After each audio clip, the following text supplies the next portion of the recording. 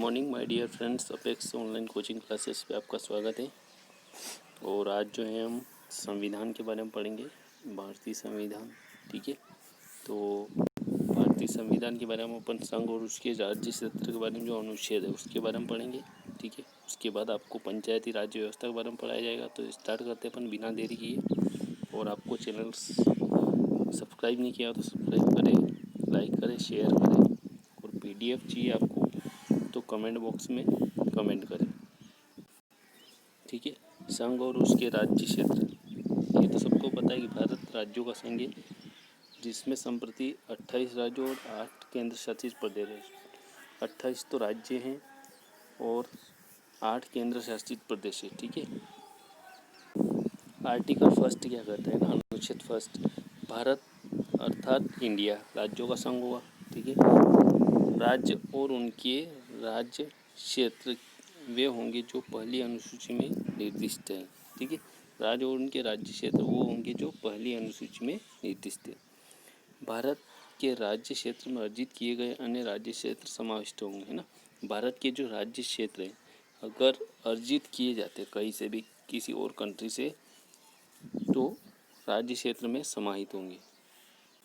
Article second क्या कहता है, भारत की संसद को विधि द्वारा ऐसे निर्बाध हुए शर्तों पर जो वह ठीक समझे संघ में नए राज्य का प्रवेश या उनकी स्थापना की शक्ति प्रदान की गई, है ना।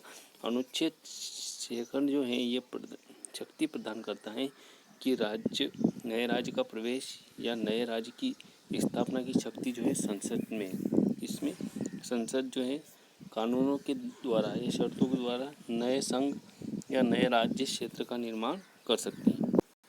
आर्टिकल थर्ड है अनुच्छेद 3, नए राज्यों का निर्माण और वर्तमान राज्य क्षेत्र सीमाओं नामों में परिवर्तन संसद विधि द्वारा कर सकती है ना। नए राज्य का निर्माण, ठीक है, नए राज्य वर्तमान राज्य के क्षेत्र की सीमाओं और नामों में परिवर्तन संसद विधि द्वारा या कानून द्वारा कर सकती है। ठीक है, अब पढ़ते हैं पर पंचायती राज व्यवस्था, है ना, जो बहुत IMP हर एग्जाम में पूछा जाता है।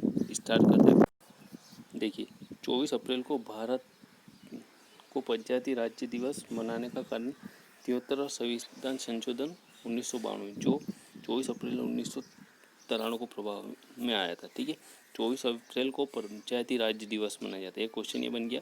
और 73 संविधान संशोधन हुआ था, कौन सा, 73 कॉन्स्टिट्यूशन अमेंडमेंट। ठीक है, जिसके द्वारा ये जो 24 अप्रैल 1993 को प्रभाव में आया था। ठीक है, तो आपको याद रखना है कि संविधान संशोधन कौन सा था, 73वां। कब हुआ था, 1992 में। और पंचायती राज दिवस कब मनाया जाता है, 24 अप्रैल को। आगे पढ़ते हैं। इसमें पंचायती राज व्यवस्था में विकास का प्रभाव निचले स्तर से ऊपरी स्तर की ओर करने के लिए 2004 में पंचायती राज व्यवस्था को अलग मंत्रालय का दर्जा दिया गया, है ना। 2004 में क्या हुआ, पंचायती राज नामक एक अलग ही मंत्रालय बना दिया गया। ठीक है, जिससे विकास जो है निचले स्तर से ऊपरी स्तर तक रहे। अब भारत में पंचायती राज गठन हुआ और उसे सशक्त करने की अवधारणा महात्मा गांधी के दर्शन के अनुसार है। ठीक है, जो गठन हुआ और उसे सशक्त करने की किसका था, महात्मा गांधी का आइडिया था। अगला जो है, लॉर्ड रिपन को भारत में स्थानीय स्वशासन का जनक कहा जाता है। ये भी बहुत IMP कि स्थानीय स्वशासन का जनक किसे कहा जाता है, लॉर्ड रिपन को। 1882 में इन्होंने स्थानीय स्वशासन संबंधी प्रस्ताव दिया, जिससे स्थानीय स्वशासन संस्थाओं का मैग्ना कार्टा कहा जाता है ना। इनका जो प्रस्ताव था 1882 में दिया था, जिसे स्थानीय स्वशासन का मैग्ना कार्टा कहा जाता है। वर्ष 1919 में भारत शासन अधिनियम के तहत प्रांतों में दोहरा शासन की व्यवस्था की गई। ठीक है, ये भी बहुत IMP किस वर्ष जो है भारतीय शासन के अधिनियम के तहत जो है दोहरे शासन की व्यवस्था गई, 1920, तथा स्थानीय स्वशासन को हस्तांतरित विशेष सूचियों में रखा गया। ठीक है, तो ये भारतीय शासन अधिनियम 1919 के द्वारा दोहरे शासन की व्यवस्था की गई थी। आगे देखते अपन। स्वतंत्रता के पश्चात 1957 में योजना आयोग, अब नीति आयोग द्वारा सामुदायिक विकास कार्यक्रम 1952 राष्ट्रीय विस्तार सेवा कार्यक्रम के अध्ययन के लिए बलवंत राय मेहता समिति का गठन किया गया। ठीक है, स्वतंत्रता प्राप्ति के पश्चात क्या हुआ की 1957 में योजना है, जिसे अपन अब नीति आयोग के नाम से जाना जाता है ना। सामुदायिक विकास कार्यक्रम और राष्ट्रीय विस्तार सेवा कार्यक्रम के अध्ययन के लिए एक तो सामुदायिक विकास कार्यक्रम और राष्ट्रीय विस्तार बलवंत राय मेहता समिति का गठन किया गया है ना। नवंबर 1957 में समिति ने अपनी रिपोर्ट प्रस्तुत की। ये बहुत IMP है कि बलवंत राय मेहता समिति है ना रिपोर्ट, जिसमें त्रिस्तरीय पंचायती राज व्यवस्था ग्राम स्तर, मध्य स्तर, जिला स्तर को लागू करने का प्रस्ताव दिया गया। ठीक है, तो सबसे पहली जो समिति थी बलवंत राय मेहता समिति थी। ठीक है, जिसने त्रिस्तरीय पंचायती राज व्यवस्था ग्राम स्तर, मध्य स्तर, जिला स्तर को लागू करने का प्रस्ताव दिया। वर्ष 1958 में देखो 1958 में क्या हुआ, राष्ट्रीय विकास परिषद ने बलवंत राय मेहता समिति की सिफारिशों को स्वीकार किया। ठीक है, 1958 में इनकी जो सिफारिशें थी सबको स्वीकार किया गया। अब क्या हुआ कि 2 अक्टूबर 1959 को राजस्थान के नागौर जिले में तत्कालीन प्रधान जवाहरलाल नेहरू द्वारा पहली त्रिस्तरीय पंचायत का उद्घाटन किया गया है ना।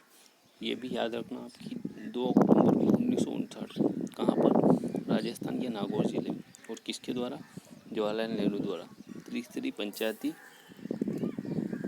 का उद्घाटन किया गया था। ठीक है, तो सबसे पहले त्रिस्तरीय पंचायत राज व्यवस्था कहाँ लागू हुई, राजस्थान के नागौर जिले में।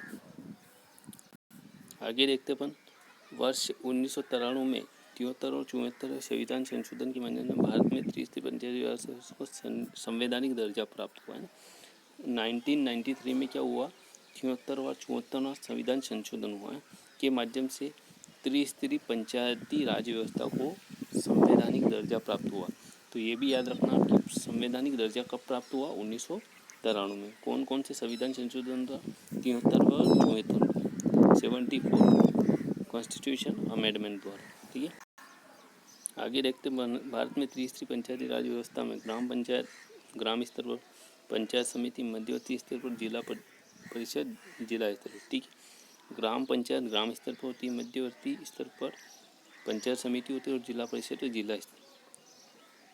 और पंचायती राज संबंधित कुछ समितियाँ है ना जो काफ़ी IMP है।